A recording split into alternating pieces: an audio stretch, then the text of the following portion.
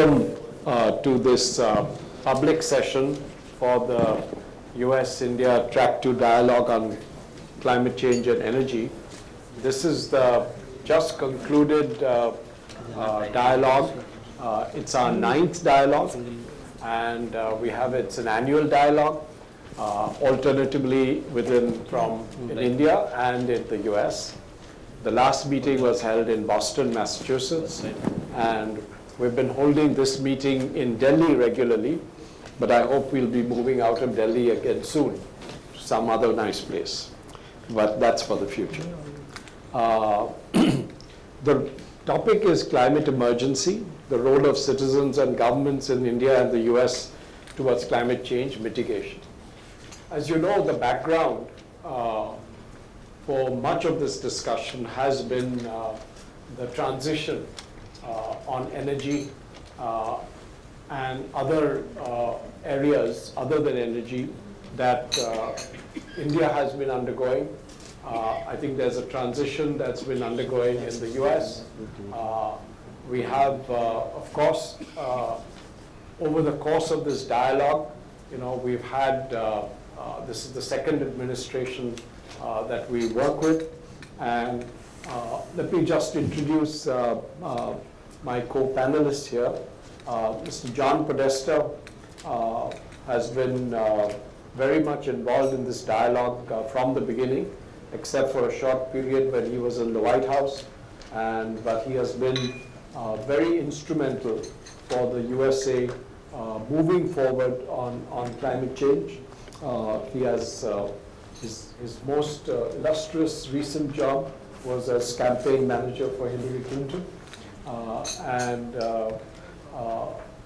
But he brings enormous knowledge and experience to this job.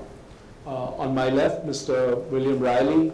He used to be the EPA, the Environment Protection Agency Administrator in the USA during the presidency of Bush, H.W. Bush. Daddy Bush. And has been responsible for many of the path-breaking legislations that came about at that time, to do with, a lot of it to do with clean air, clean water, etc. And the other panelists are Seema Arora, who's the head in CII of Climate Change Initiatives, also the CII Foundation, and Mr. Arunabha Ghosh is the CEO of the Council on Energy, Environment and Water, Delhi-based think tank, which has consistently been voted amongst the top think tanks in the world. And we have Lauren Sanchez, who comes from California and has been deeply involved in the political process, both in Washington and now in California. And Harish Hande is the chairman, CEO of CELCO, which is, CELCO is an organization which works with sort of rural communities, marginalized communities, and helps them in promoting their journey towards not just solar, but many, many other things. And they will each of them make a few remarks themselves. So let me just say that in this dialogue, we have been able to have a number of joint papers that the Indian side and the US side have worked very closely on climate finance, on HFCs. This is the refrigerant that goes into cooling devices. We've had a dialogue on items which we think are really important and critical for us. The partners for this, as you can see on the board, are the Aspen Institute in the USA and the Ananta Aspen Center here in Delhi. We will, have a dialogue amongst ourselves, but I'm going to first request each of the speakers to say a few words, not just on the dialogue, but also on their broader perspective of the climate emergency and the role of citizens and government. Thank you, John. And thank you for coming out. As you can tell, we have quite a diverse group. This has been our 9th meeting, but we have quite a diverse array of thought leaders from India, from the United States, from the NGO community, from business, former senior governmental officials, to inform and encourage a U.S.-India strategic dialogue to deal with the transition to clean energy and climate change. And I think this year's dialogue in particular focused on policy developments in our respective countries, perspectives on the forthcoming COP26 meeting in Scotland, and potential policy-related collaboration, as Jamshed noted, on short-lived climate pollutants, electric mobility, and sustainable finance. I think we started by reflecting on what we're seeing now happening on almost a weekly basis. The tremendous brush fires in Australia, the fires we've experienced in California, where Lauren is from, or the flooding in the Midwest, the extreme hurricanes in the United States, the extreme heat waves in India, the interference with the monsoon so that you have drought someplace, flooding in other parts of India. All of that is only going to get more accelerated and more dramatic if we don't act and act quickly to try to mitigate as much as we can in terms of dealing with this crisis. I think throughout our 2 days of discussion, there was a strong recognition that the U.S. government at the national level has de-emphasized clean energy and has indeed reversed progress on many of the climate change initiatives that the previous administration, the Obama administration, had undertaken.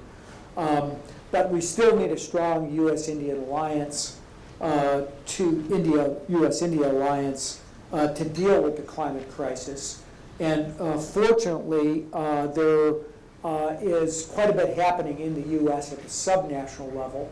And Lauren Sanchez will talk a little bit about what's going on in California in that role to make progress on a range of clean energy-related challenges. The U.S. Climate Alliance constitutes 25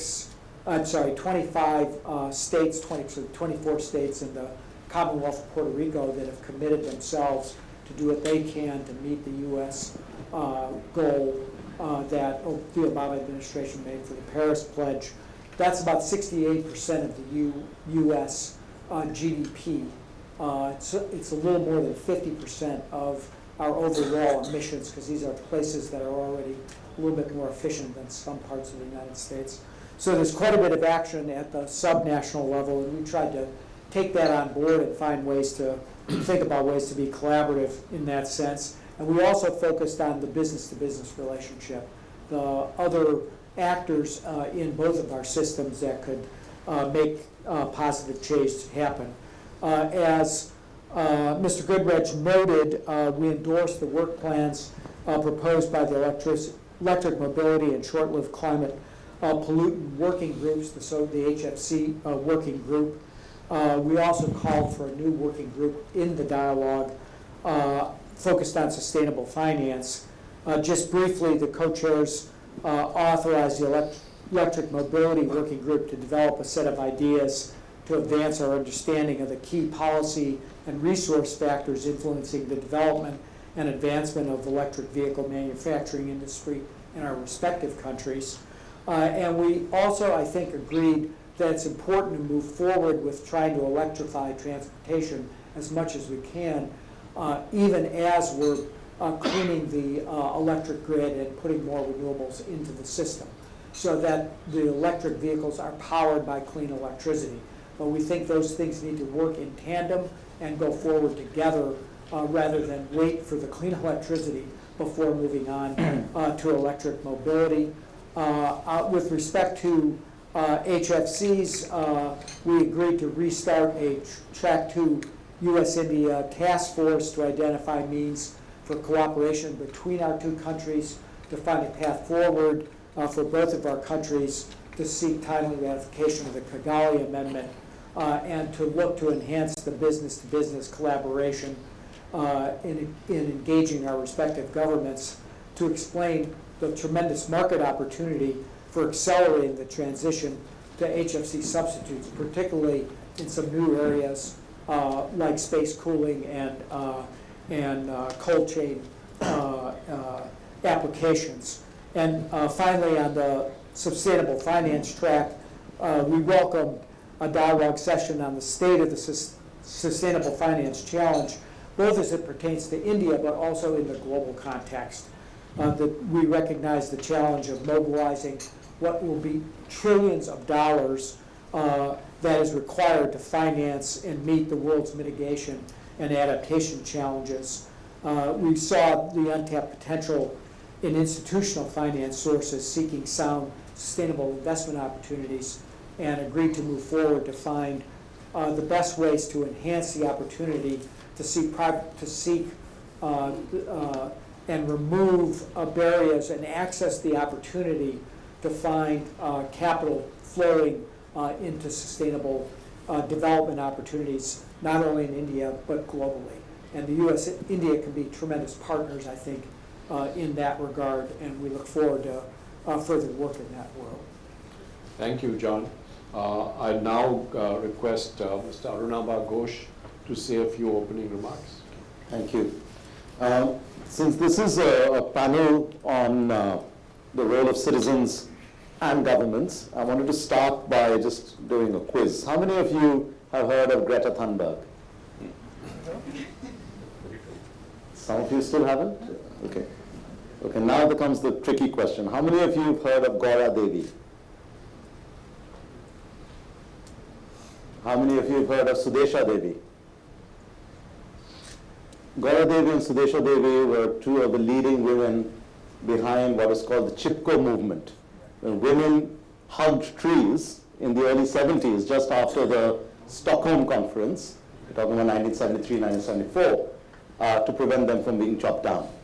The reason I raise this is that we are in, of course, a situation where information flow allows us to kind of connect with each other and amplify the message that we want in terms of urgent action.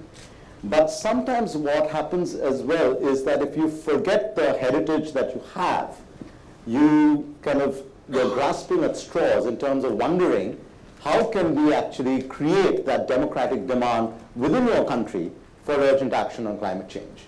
How can you resist suggestions that this must be a Western imposed agenda? How can you make this your own problem as well as your own opportunity? It's in that vein that I wanted to talk about where potentially India's soft power could come in the way we frame the issues of climate change and climate action. And I pose it in basically three buckets. The power of resistance, the power of example, and the power of leadership.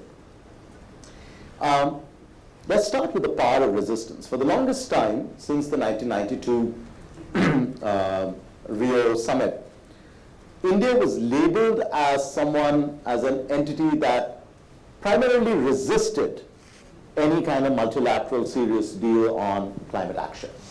Not because it hadn't signed up to FCCC, but the argument was, we've not created the problem, so you please solve it.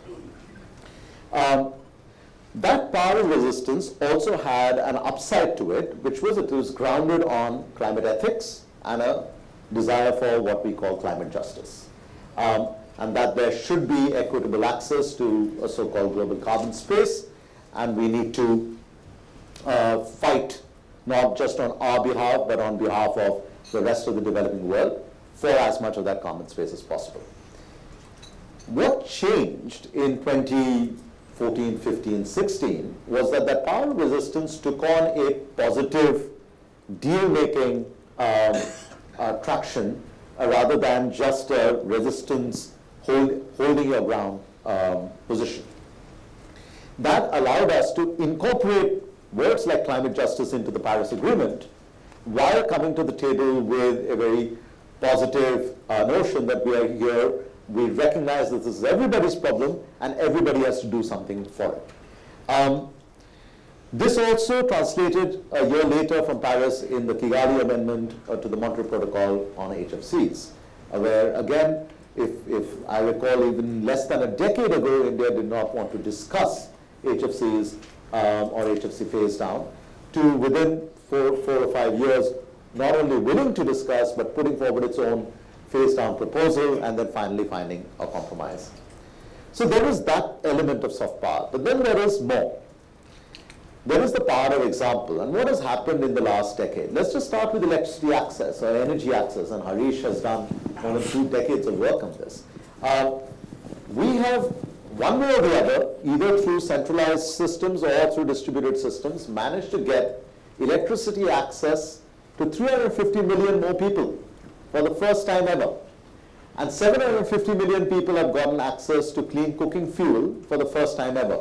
Not that the electricity or the electrons are consistently flowing, or that the clean cooking fuel cylinders are getting consistently refilled, but that connection still changes the whole way in which the citizenry thinks about energy and their interaction with the energy system. On top of that, within our urban settings, we've had a massive move towards LED light bulbs, towards efficient appliances, and so forth. In the industrial sector, the Perform, Achieve, and Trade scheme managed to create an energy efficiency trading scheme amongst the largest industries. So we have a lot to say about what we have done by a power of example. And then comes the power of leadership. What do you do? What do you say not just yes to, and not just what you do at home, but what can you do for the rest of the world, on behalf of the rest of the world? Just at the beginning of the Paris conference, we, along with France, announced the International Solar Alliance. It has now more than 80 member countries, the world's newest intergovernmental organization. Much more recently, in September last year, the Prime Minister launched the Coalition for Disaster Resilient Infrastructure. And if you think of the tens of billions of dollars of impact from extreme weather events that's affecting India, but also other emerging economies and also the developed world, you begin to see that whether it's on the aggregation of demand on solar power, or it's in the aggregation of concerns with regards to climate emergencies, there are ways to bring together countries that is not just restricted to an Annex 1, non-Annex 1 bifurcation. In front of me, just 2 of our latest reports where we've downscaled our models on climate risk to look at Gwalior, Indore, Bhopal, Amravati, the capital of Andhra Pradesh. How will climate risks impact these cities? Between now and 2050, we're not even talking about from pre-industrial age, these cities are going to encounter temperature rise of between 1.3 to 1.8 degrees Celsius. Up to 10% increase in rainfall, in precipitation, but over shorter time spans. When you get that level of downscale understanding, you realize you're no longer talking about international negotiations, you're talking about the here and now. So really where I will conclude with is that if we can find common ground between India and the United States, whether in resisting inaction, which now seems to be happening in many parts of the world, or in bilaterally demonstrating our power of example, or bilaterally collaborating to demonstrate our power of leadership for many other countries in the world, I think we'll have sufficient basis to rebuild the trust that seems to be missing from climate negotiations. Thank you, Arunabha. Now request Bill. Thank you, Jamshid. The National Climate Estimate for the United States has settled on the figure of, I think it's 2.5 to 5 degrees centigrade increase at the end of the century as a consequence of failure to attend to and mitigate climate change. This obviously would be a catastrophe for so many sectors of the economy and society and health. You're not fully audible. Yeah, Sorry. I think the volume in your microphone might be a little down. Mic is on. All right, thank you. The range of expected, is that on now? No, but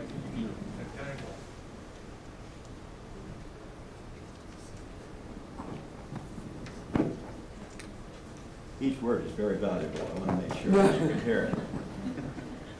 Let me start over. The National Climate Estimate of the United States has projected that in the absence of significant action to mitigate climate change, the United States will experience, the world will experience, because there's no differential really, somewhere between 2.5 and 5 degrees centigrade increase, average increase. This is catastrophic for every sector of society, the economy, and for public health. Obviously, we have a great interest, we two countries, as the number 2 source of prolific emissions and the number 4 source, to address this problem and to take leadership in addressing it. The title of our program here has been the Climate Emergency. I had my own climate emergency last fall when I was required to be evacuated from my house in Northern Virginia, and had to pack a car and to consider those things that are sufficiently treasured that they fit in a car, and there was time to get out. We watched a fire closer than a mile away and dealt with some of the embers that fell from the burning forest on our property. We lost our olive crop and actually experienced very little distress and dislocation relative to a great many people. Some 350,000 people, by the way, in Northern California were evacuated and did without electrical energy for an entire week and breathed air that was really rancid much of the time, sometimes impeding visibility in some of the small towns of Sonoma County and Napa. So that's a personal encounter with my own climate emergency, and I hope that none of you have one that comes as close. But I think that we probably will in the United States, particularly it's expected in that area of the country because of the configuration of forest and the dryness of the timber now. We will encounter things like that again. Collaborations like the one that we have just had have been a feature, certainly, of my career for many years. I look back as we were preparing to talk to you here and noticed that when I was in the nonprofit sector, when I was president of World Wildlife Fund and the Conservation Foundation in the 1970s and 80s, we had collaborative meetings on a range of subjects that were highly divisive and polemical. We met on acid rain, on ozone depleters, on wetlands, on groundwater. And in each case, we assembled stakeholders of different perspectives and points of view and looked for common areas of potential reconciliation and policy implications. And we arrived at quite a few. Often those took a fair amount of time, but they proved to be very constructive. And the kind of conversation that we have had this week, I think, has much in common with those kinds of deliberations. They, in many cases, presaged government with its distractions and preoccupations with other subjects than the ones we were concerned with.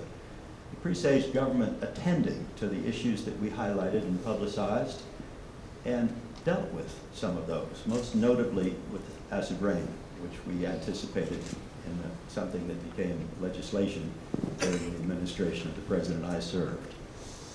I think there are many areas that, and problems, some of those I just described, that we share with India.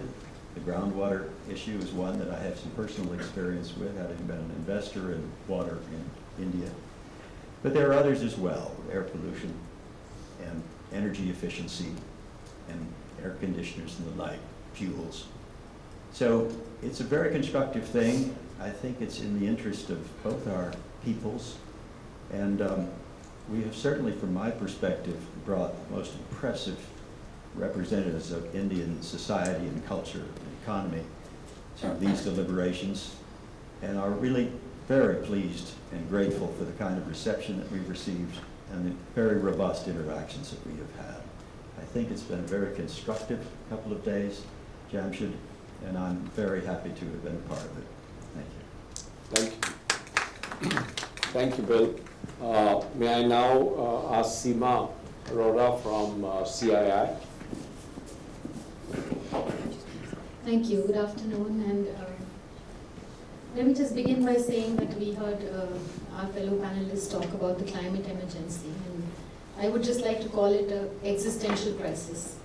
In fact, I think never before have we, as human species, probably seen such a crisis, such an existential crisis. And I call it an existential crisis, not for the planet, because I believe the planet has regenerative capacities and will survive. It's all of us who probably would have the problem surviving. And it's therefore definitely an existential crisis and a climate emergency for the human species. All of us are responsible for this, and we really need to take action.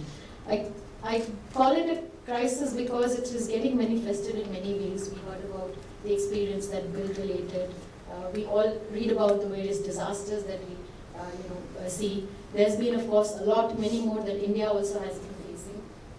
But taking it even further down, it's actually getting manifested in our day-to-day lives as well. The livelihood crisis that we see now.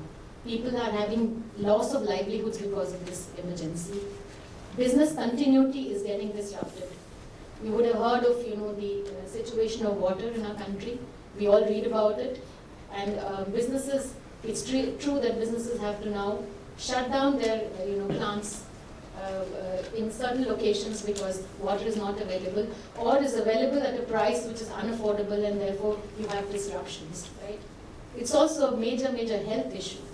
So while medical science has given us the ability to have long lives, longevity is there, but is the quality of life that we are living, is that something that we are really proud of? And the health issue more closer to us in cities is the air quality issue that we face. So having said this and painted this very picture which is very gloomy, I think there's still optimism, because I think solutions also have to come only from us. And industry, and I represent CII and industry, is a key part of providing the solution. And I believe that business, through its technological acumen, the ability to harness different resources, and the touch points that it provides in terms of the upstream and downstream, can really make a difference. And I say this because I think businesses, we see how we are seeing the energy transition now in the country. India has to be proud that we have had significant uptake of renewable. But if we have to really look at energy transition, then we are far away from that. Coal is still the central piece of our power, and we really need to work as an economy to make sure that we are able to have a proper transition. I also think that as a country, a very big challenge that we are not really looking up and not addressing properly is the challenge of adaptation. And again, it gets manifested, as I said, in different ways. I like to just say that water is one challenge, agriculture is a major challenge that we are going to face, and we are facing because of the weather patterns, etc., the productivity of agriculture. While we are secure as a nation and we think we have a lot of food security, but the food system itself is undergoing full transition, and we have not yet understood and comprehended. And therefore, I think it's very important that, and I come to the topic, what role citizens, each one of us, industry also is part of this group of citizens that we are talking about. To have citizens take action, I think it's very important that climate change science and good practice actually percolates down to the local level. And it needs to be followed by providing that data and information in the hands of the people who are facing this challenge every day. They are facing the challenge, they have to be given the data, they have to be then given the capacity building to be able to analyze and say, okay, based on this data, how do I change so that I'm able to cope with this challenge as well. And I'm also able to find a solution, because nature actually provides many solutions to this crisis. But we are not able to interpret and bring those solutions back to what can help us, avert this emergency that we have. I think more needs to be done in terms of making this data available. I want to just end by giving one example. And we all know about the problem of air pollution in Delhi, and as CII, we have been working with the farmer community for the last 3 years. This year we worked in 6 districts in Punjab and Haryana, and we had a lot of learnings from that, and I just want to share those learnings. I think what the learnings that we had was that it's one thing to say that, tell the farmer that don't burn because it's bad. He knows it's don't burn, right? Because he's getting affected first. But the other thing is to actually make the ecosystem work for the farmer so that he doesn't work, right? So what we have to really work is citizens have to take individual action. We have to translate that into collective action because the power of the collective action will give us scale. And then we also have to take the learnings and make a change at the ecosystem level. And that's when we'll start to get the transition, and that's when we'll have to, we'll be able to say that we are, a step closer to averting this climate emergency. For example, here the collective action by the farmers using shared equipment, which was enabled by a program designed by CII and the CII Foundation, a shared Uber type of model where they rented the equipment from the cooperative, and then also giving them the data and saying that how you need to change the agriculture practices, feeding that, learning from the ground that the farmer needs to change practices, and therefore how the government needs to change the way it gives the agriculture advisory to the farmers at an ecosystem level is also equally important. So individual, collective, ecosystem level action, that will probably help, and each one of us have a role to play in that, including the government. And I think what we discussed last 2 days, we discussed how partnerships between organizations and institutions can bring the best practices either ways. Both US and India can learn to enable these ecosystem level changes. And I think that was a very good, fruitful discussion we had, and we look forward to continuing that. Thank you. Thank you, Seema. I'd now like to invite Lauren Sanchez. She is the Deputy Secretary for Climate Policy and Intergovernment Affairs for the California Environment Protection Agency. Thanks, Jamsed. Wonderful to be here this afternoon. I thought I'd start with a little bit of California-India connection and then talk about how we're tackling climate change in California and what we're looking at moving forward. So to start off, a quarter of the Indian immigrants that come to the United States live in California. They're our business leaders, our entrepreneurs, and our innovators. India is our largest major almond market, a crop we're very proud of in California. And of course, there's this sisterly love between Bollywood and Hollywood. You're also the largest democracy in the world, and we are the largest US state. If we were our own economy, we would be the 5th largest in the world. We only have 40 million people, so I understand that as a scale, we must seem quite a bit smaller. But most importantly, we're both already feeling the impacts from the climate crisis. You've heard a lot about fires in California, but we share a shared impact of drought for our farmers, extreme heat in our urban centers and communities across India and California. And what's been touched on a lot is the issue of air pollution. So in California, back in the 60s, if you were walking around Los Angeles, because of the levels of smog, you would not be able to see further than a block. And it was public outcry about the health impacts from these smog levels and eyes stinging and kids staying indoors during recess that really mobilized the California state government to start tackling air pollution. When you fast forward 40 years, we've cut black carbon by 90%. The air is a lot cleaner, still very dirty across the state. We have 8 of the 10 dirtiest cities in the entire country in California. So we have a lot of work to do. But early in the 2000s, we realized that in addition to tackling air, climate was going to be a huge issue for California. Sea level rise, I'm sure you've seen pictures of California's beaches. Our snowpack is diminishing, flood, drought, you name it. We're kind of being hit on all cylinders. And so our Republican governor at the time, Governor Schwarzenegger, speaking of Hollywood, passed the Global Warming Solutions Act and put into law our first climate target for 2020, which was reducing our greenhouse gas emissions down to 1990 levels. And there was a lot of pushback, right? Everyone wondered what would happen to the economy of California if we were going to tackle greenhouse gas emissions. And I'm happy to report, in 2016, we hit that target 4 years early. And we did that while growing our economy by 26%, which outpaced the rest of the United States, and with record low unemployment levels. So we have only become more ambitious because, as Bill mentioned, our wildfire season is now every single day of the year, and we continue to feel these impacts. And so when we look at our newest statutes, our 2030 target is even more ambitious, and then we have a 2045 climate target of being net zero, so no emissions. But as you know, even if California stopped emitting tomorrow, we would still be facing the impacts from this crisis. We, in thinking about how we tackle climate, use a three-pronged approach. The first is regulation, the second is incentives to industry and individuals, and then the third is we price carbon. So there's a price on pollution and for polluters in California. We then use that revenue to drive further greenhouse gas emissions across the state and to help communities become more resilient to what they're already facing. Two big issues for us to tackle moving forward. It's been rosy in the past, perhaps. The first, if you look at where our emissions are coming from in the state, we have already decarbonized electricity, mostly our electricity sector. But when accounting for fuel production in the state, half of our GHGs are from transportation. So I spend probably 90% of my days in Sacramento thinking about the fires and about how to electrify everything on our roads and off our roads in California. So I mentioned we have 40 million people. As you probably know, California is a car culture. We love being in our cars. So we have 26 million passenger vehicles on the road. All of those need to be electric by 2045 if we're going to be a carbon neutral, net zero economy.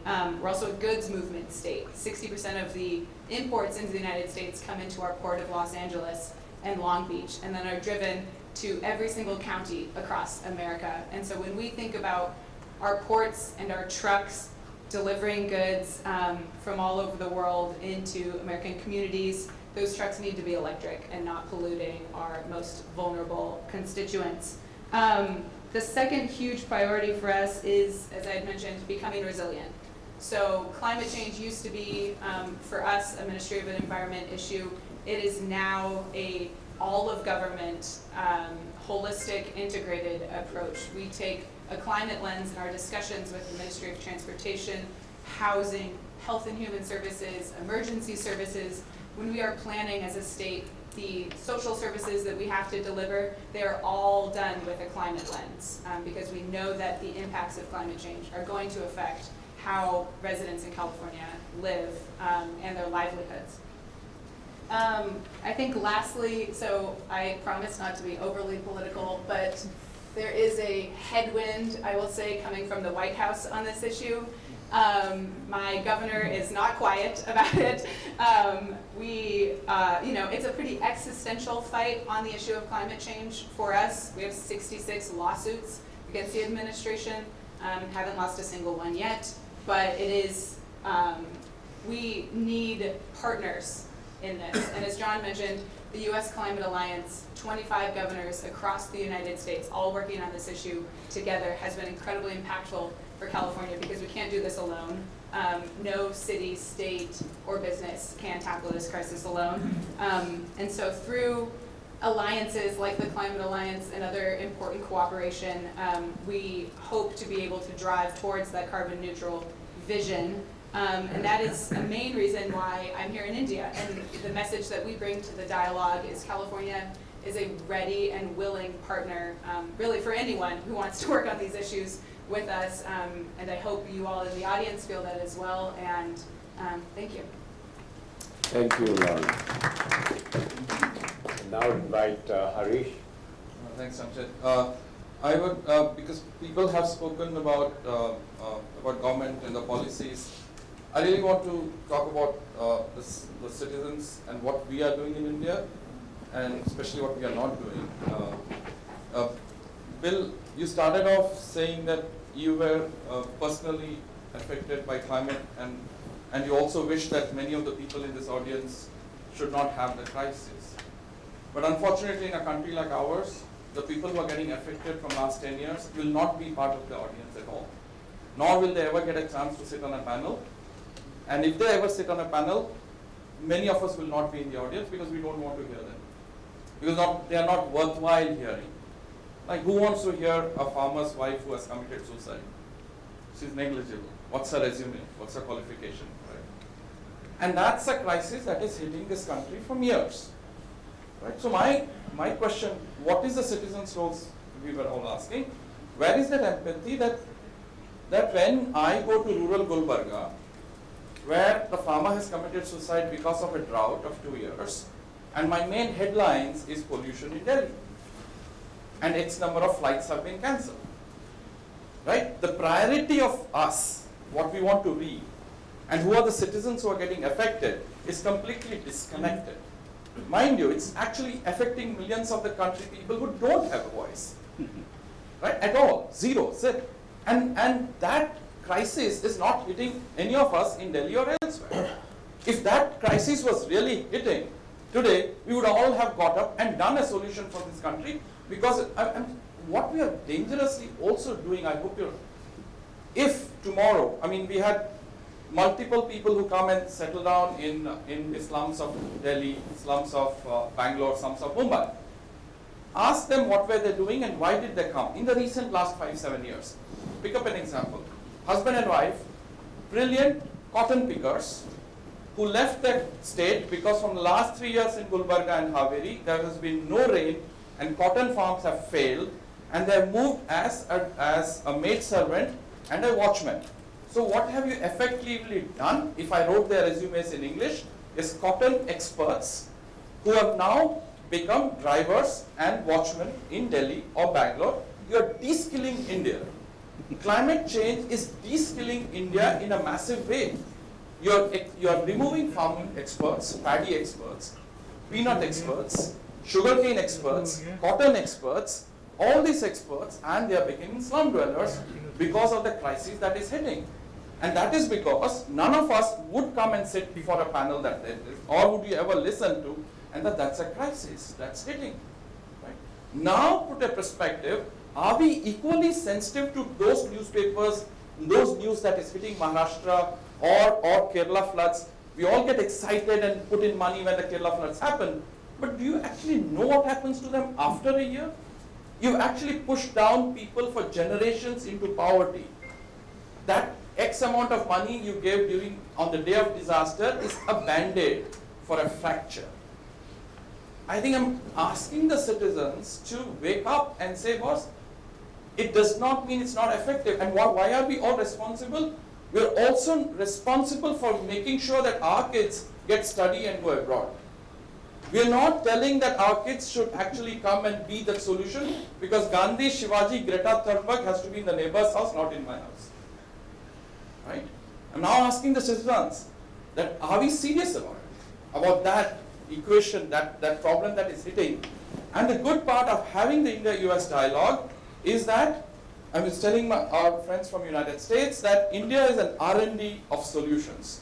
The floods in Kerala can come up with excellent building resilient, good sustainable buildings that are resilient for floods, that can be used in Assam, that can be used in Philippines, that can be used in Upper Nile and in the Colorado floods.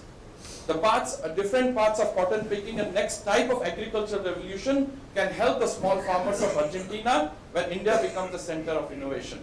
Let us use climate change and the problems that we are all facing to turn around the crisis as an opportunity to be a leader in the climate, not saying that X number of solar panels is going to solve, but X number of solutions is going to solve, become that hotbed of solutions.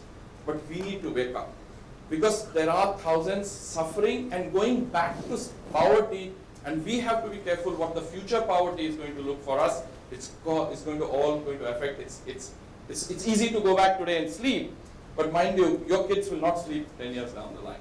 And that, as a citizen, we need to wake up. Thank you very much. Thank you, Harish, for bringing a different perspective to our dialogue.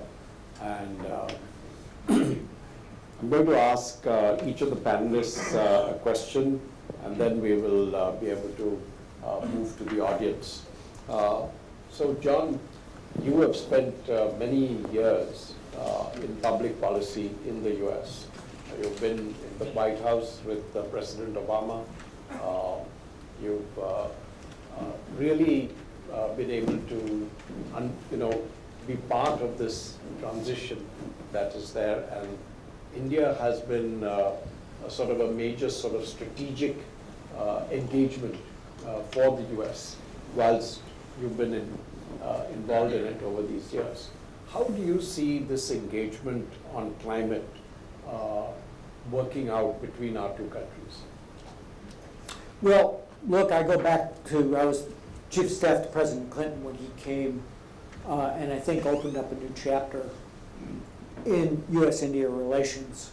And both had important bilateral meetings with the government, but also addressed the parliament.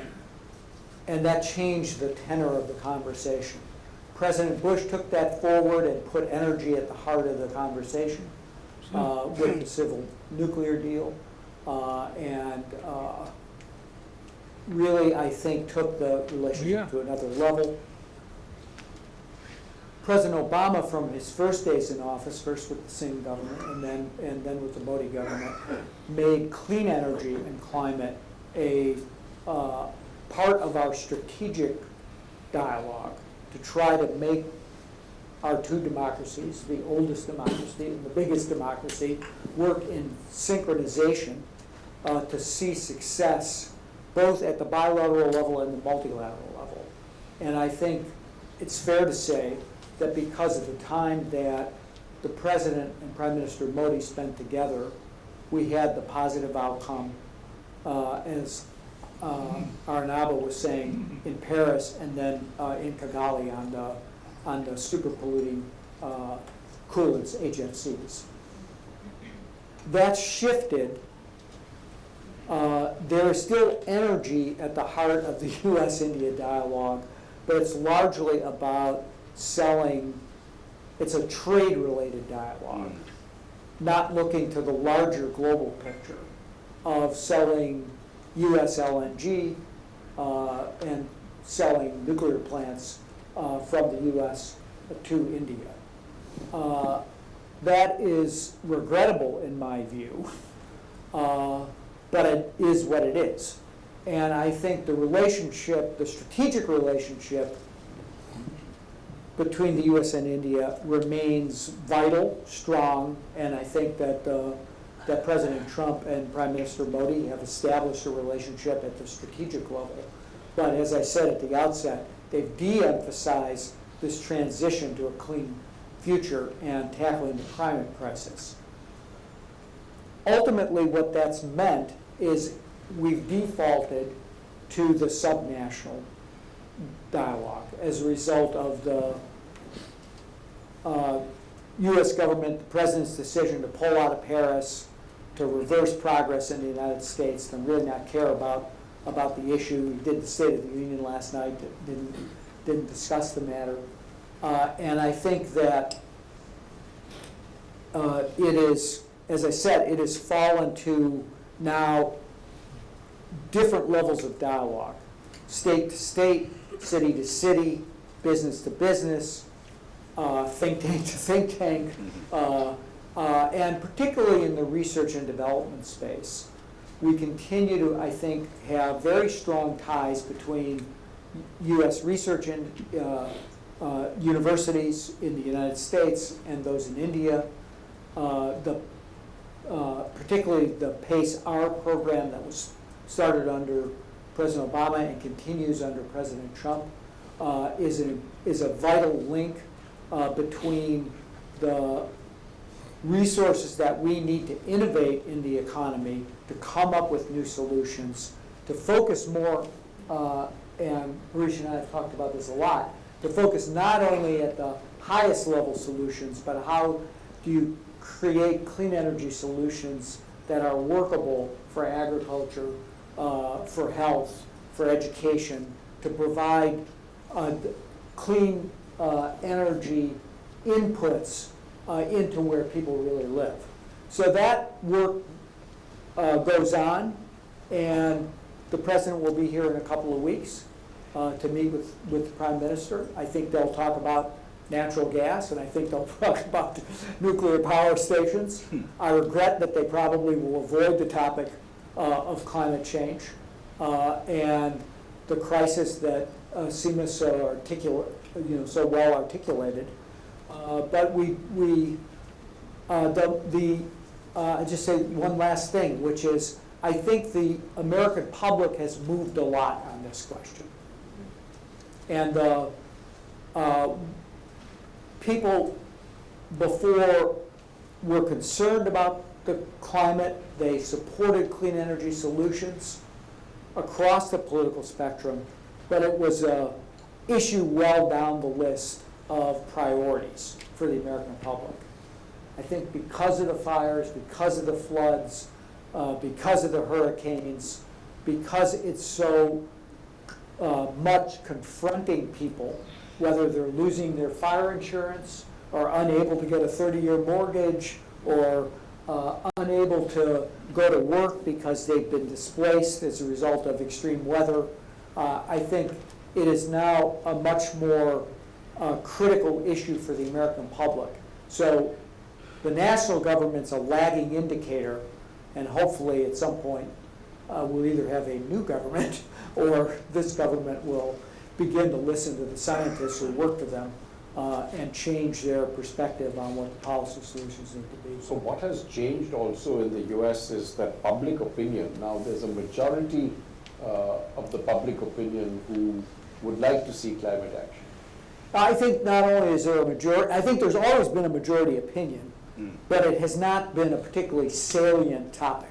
It's been something people didn't vote on, they didn't make purchases on, they didn't try to change their behavior about. That's changed. It's now a top tier issue. It's a little bit different whether you're a Democrat or a Republican, but it is a top tier issue, front and center issue. We're going through, as you probably noticed, we had our Iowa caucuses on Monday night. We had a little trouble reporting the results, but particularly on the Democratic debate, it is now a key issue for voters. Equal only to the only thing that it scores with as much saliency as is healthcare. So people are seized with the topic. Young people. Ananta mentioned Greta. We have our own core of people in the Sunrise Movement in the U.S. Young people particularly have gone to the streets, tried to put pressure on politicians to make change happen, and I think that will only increase as time goes by. Thank you, John. Arunabha, maybe you should talk a little bit about perceptions in India on climate. The monsoon, we had floods in Kerala, other parts of the country we had drought. What is the public opinion on climate related issues, and how do you see, for instance, public pressure being put on improving the air quality in Delhi? Seema did talk a little bit about farmers around Delhi, they're of course contributing, but at the end of the day, we will have to see some sort of a grassroots movement to pressurize policymakers and politicians to actually make that change. And also you could address the point that CEEW is a think tank. So you have some wonderful researchers, you write terrific papers, well known around the world, voted amongst the best think tanks. How do you see that translating into benefits and actions? Okay, thank you. Let me start with the first issue. Do the people care enough? And I think this is something I'm not sure, like it happens in the US, you have these Pew surveys regularly in terms of, do you care enough about climate change and not. I'm not sure we are serving Indian population to that extent, but I think we certainly care about things going bad, right? What we're not doing is we're not connecting the dots. So, Mr. Godrej, you just mentioned the Kerala floods. Simultaneously, let's think of Chennai, on the other side of the coast. 2015, just before the Paris negotiations began, Chennai got hit by a once-in-a-century flood. 4 months prior to that, I had released a book on climate risk in the Bombay and the London stock exchanges, predicting the frequency of once-in-a-century floods in cities like Kolkata, etc. We were accused of scaremongering. 4 months later, Chennai gets hit. But the subsequent 3 years, Chennai gets hit by drought. So Chennai comes close to Cape Town like day zero situation. Meanwhile, Kerala is getting hit. You've got glacial flood outbursts happening in Uttarakhand. You've got in Vidarbha, Marathwada, 2 million cotton farmers that Harish was referring to suffering years of drought. The problem is we are not connecting that this is all part of one pattern that is just becoming more frequent. The second problem we have is in terms of the government's response to public emergencies, which is primarily an emergency response. I liked Harish's framing of a band-aid for a fracture. So we will immediately have our hearts swelling up and us offering voluntary contributions, which might go into the Prime Minister's emergency fund, which might cover for emergency responses. But you will not get a discussion around Gwalior, which is sort of right in the middle of the country, expecting heat stress year upon year upon year. How are you going to add in the 30% more that you will need to build climate resilient infrastructure? Right?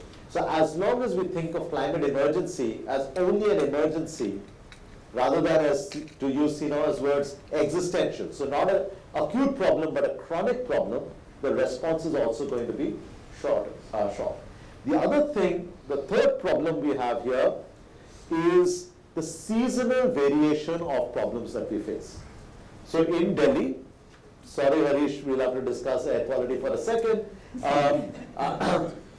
In Delhi, we think about air quality a lot from the months of, basically after Dashera and up to Holi, let's put it that way. Right? And then once that's over, it's not that the air has improved, right?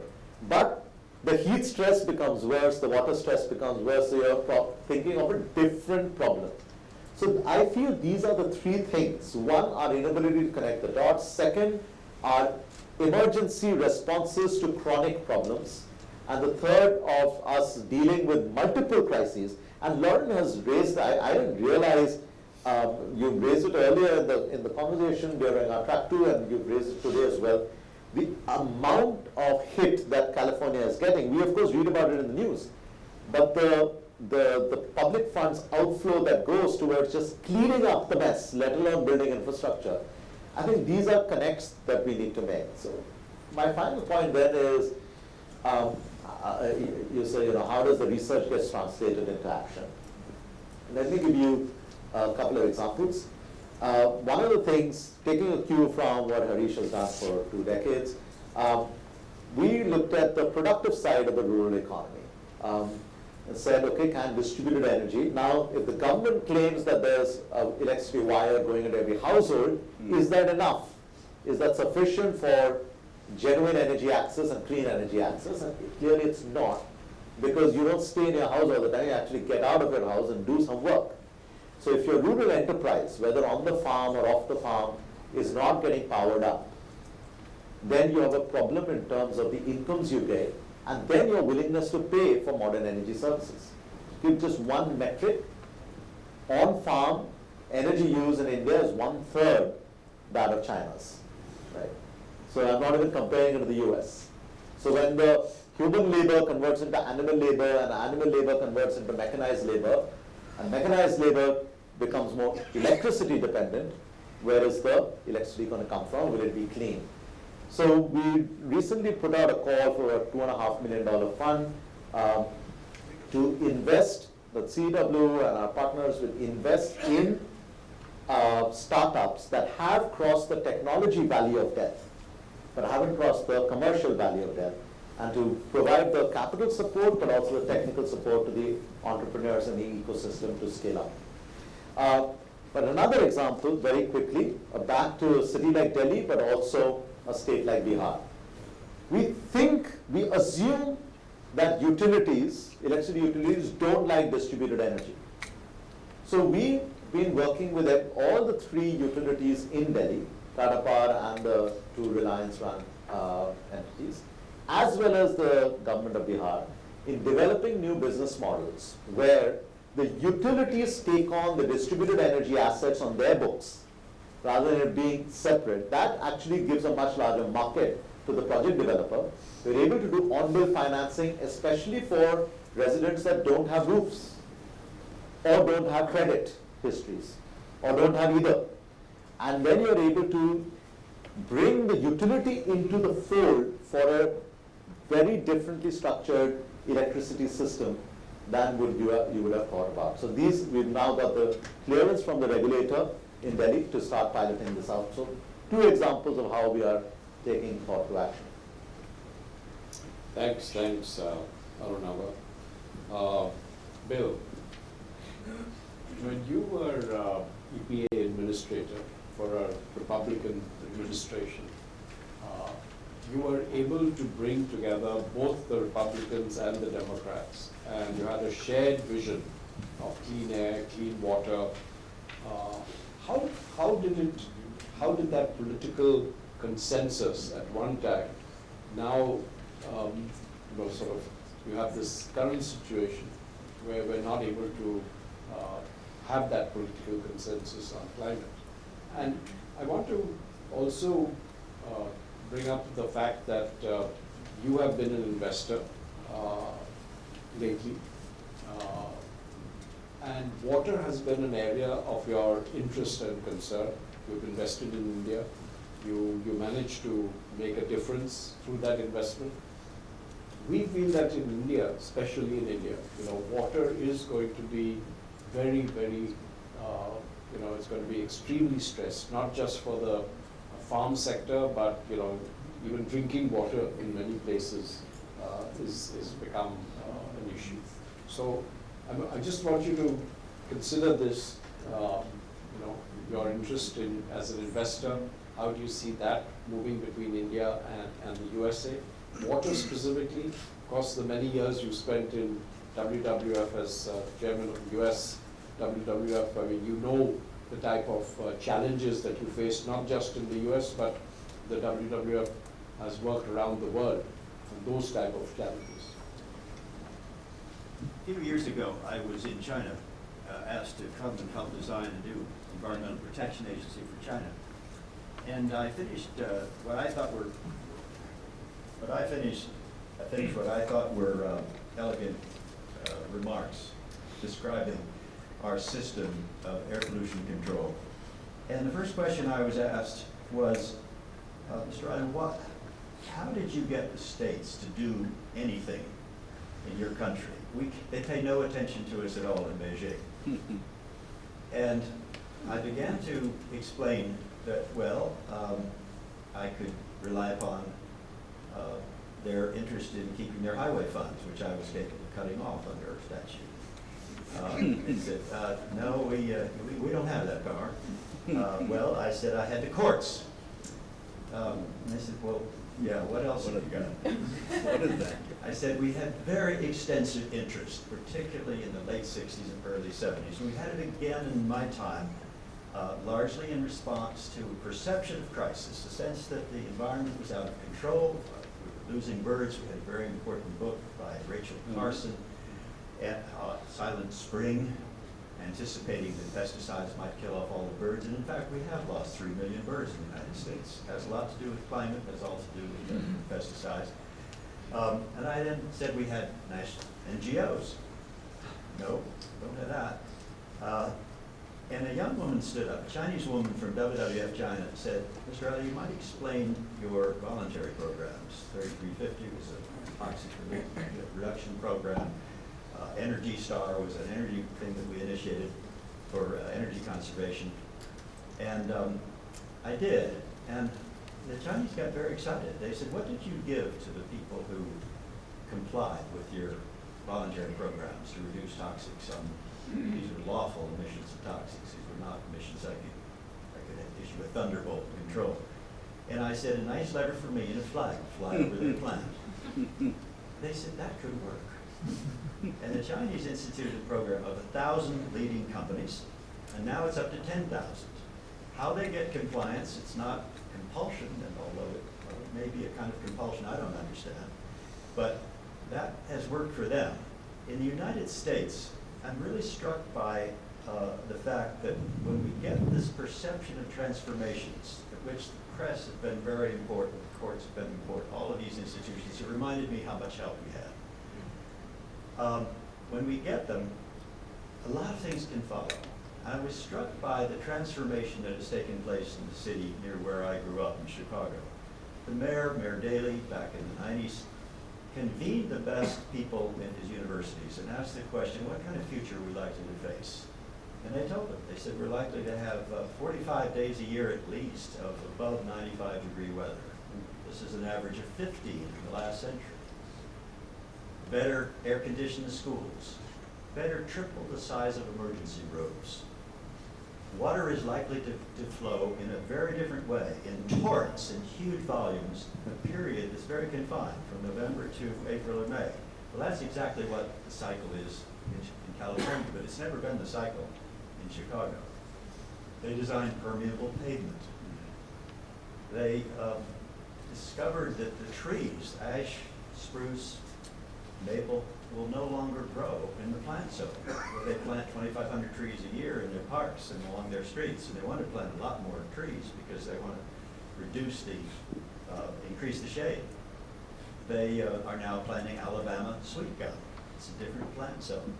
Well, this transformation, it's just happening, and the country is taking it for granted. There was no ideology discussed in that. The mayor never said, what's causing this, are people causing it? That seems to be the hot button. People can acknowledge that the climate is in fact changing. A certain ideological group of them doesn't want to admit that humans are having anything to do with it. In my experience, you can get a lot done in parts of the United States without mentioning why it's happening or who's causing it. That was true in Texas, where I spent a lot of time investing as well. As far as water is concerned, I've always been struck by the difficulty in acknowledging that water has significant cost. And you will either pay them, or you will probably pay in having less available water or more contaminated water, unattractive water. And this is a problem everybody has, figuring out how to, I know I was in the water business, and the companies that we were involved with, we never wanted to give a bill for sanitation uniquely, because nobody would pay it in many parts of Latin America where we're investing. We had to combine it with water supply and sanitation together. The issue of groundwater reductions in this country is something I dealt with. It was involved with drip irrigation. And I was always struck by the enormous possibility of getting efficiency improvements in water use. And that's what drip irrigation does. It reduces very often by 90% the amount of water which is targeted directly to the plant, and which can include the nutrients that are necessary to it as well. Those issues are dealt with very locally in the United States. We have the same kind of issues, especially in California, of groundwater drawdown. One of the big changes that's taken place in my lifetime is I remember I was in the Nixon White House dealing with the Environment, Council on Environmental Quality. We took the president to the first fully nutrient treating water treatment facility. And the president went through it, and he entered it, and he got the malodorous stuff coming in, and kind of held his nose. He only spent about 15 minutes there. He got to the end of the line, and the manager of the plant was so proud. And he reached up and put a glass, and he filled it up, and he gave it to the president. And the president was startled and was not pleased. He got a sly expression on his face, and he turned to his press agent, and he said, "Here, Ron, you drink it." And you'll excuse me if I quote the press person who said, "Well, it's not the first time," this is after the president moved on, "it's not the first time that a press agent has taken shit for his boss." But literally it might be. At any rate, those issues have to be addressed. And there are efficient ways to do it. And I think that we also had many issues in the United States, environmental issues, that had regional disparities. That is, the source of the problem was in one place which didn't want to change. The impact was on another. And that was true for the area I grew up in the Midwest, which is where the tall stacks and the coal-fired power plants were. New England, Canada, they were getting the brunt of it as it carried on high altitude. The only way to do that is to get unifying leadership, which focuses on common interest and looks for ways to incentivize those who are going to have to give up something that they have in order to improve life and health for those who are getting the impact of it. I think I said enough. Answer? Thank you. Seema, one of the ways to tackle climate issues is energy efficiency. And the building sector takes up a huge amount of energy, water. It uses enormous building materials.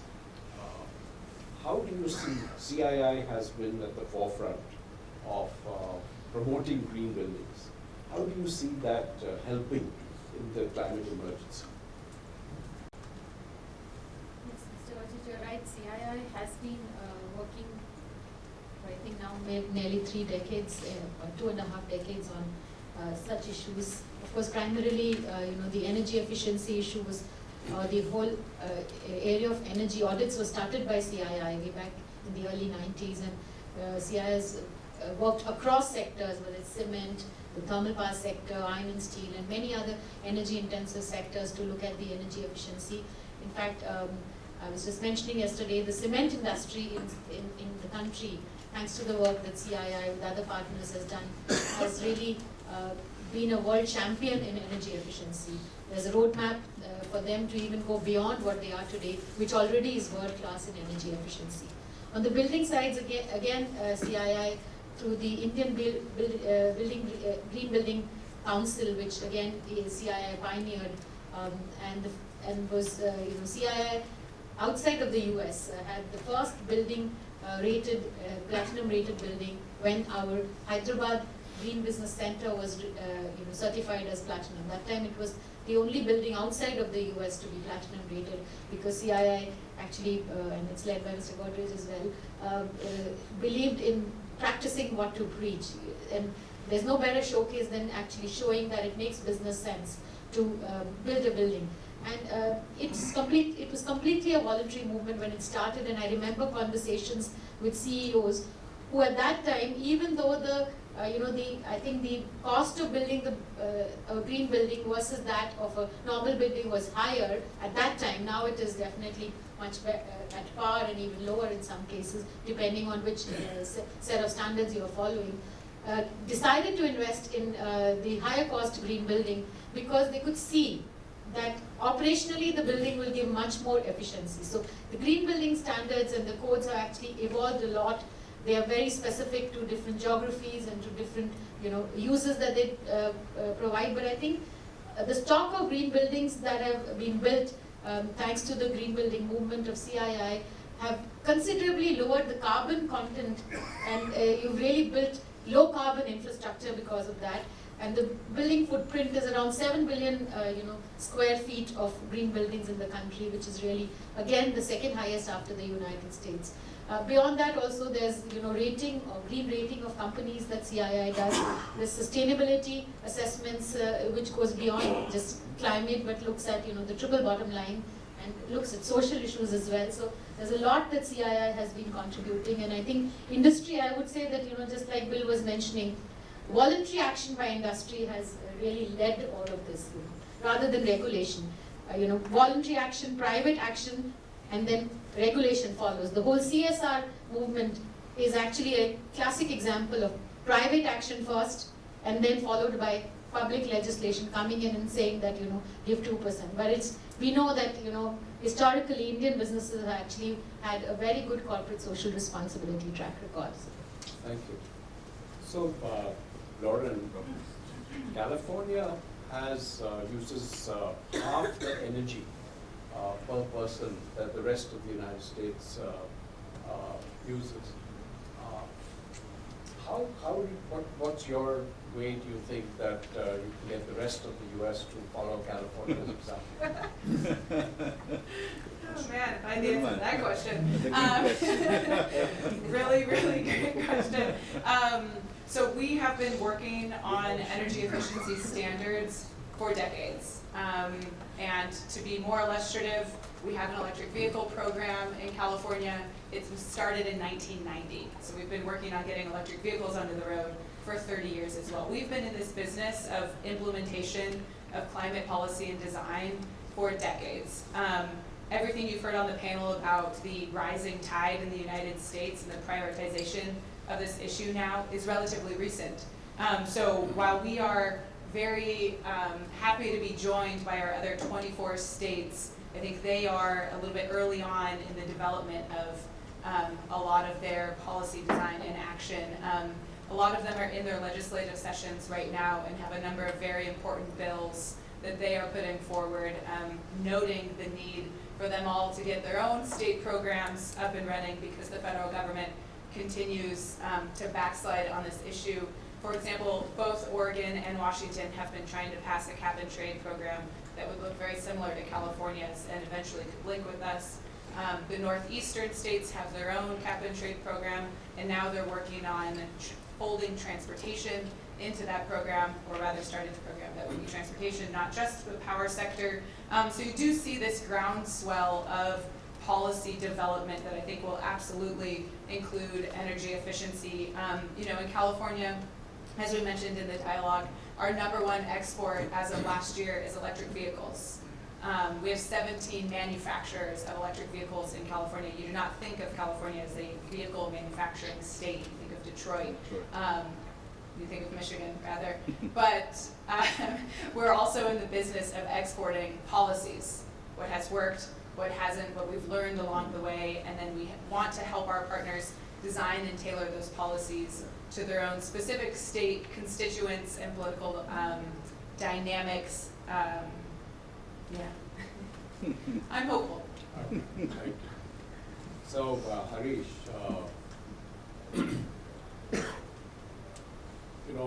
your approach to address the climate emergency is a very different approach from the normal approach that governments take and other NGOs take.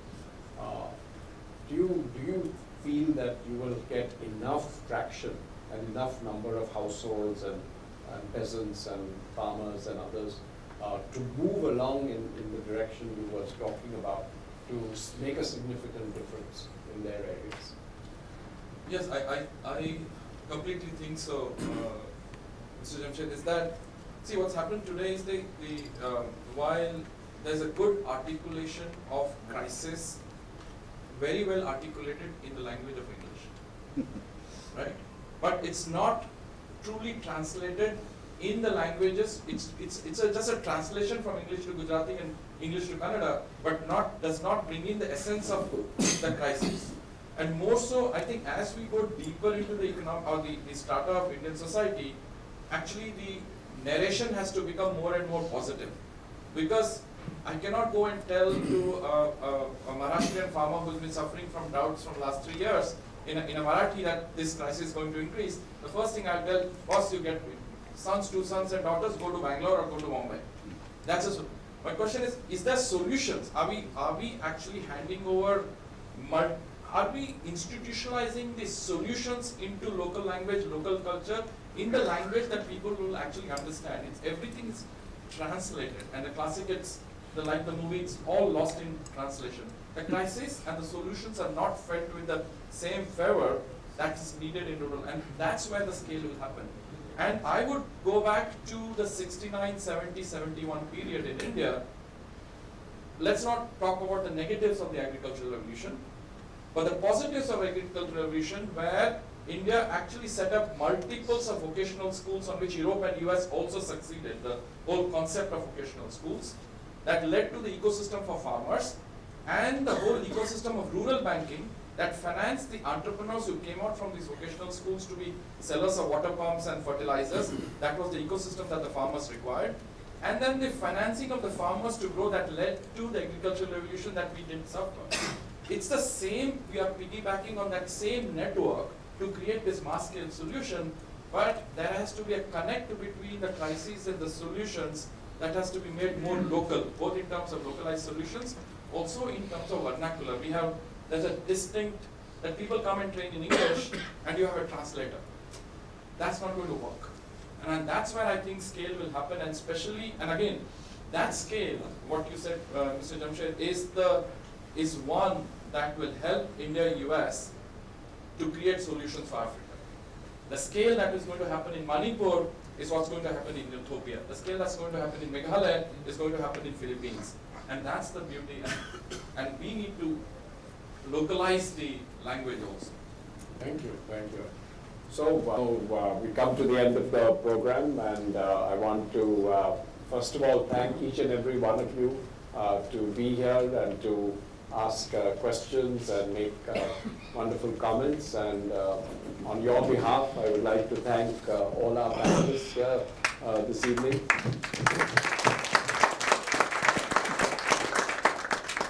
And we look forward to meet you in a couple of years' time when we have this dialogue again in Delhi. Yeah, okay.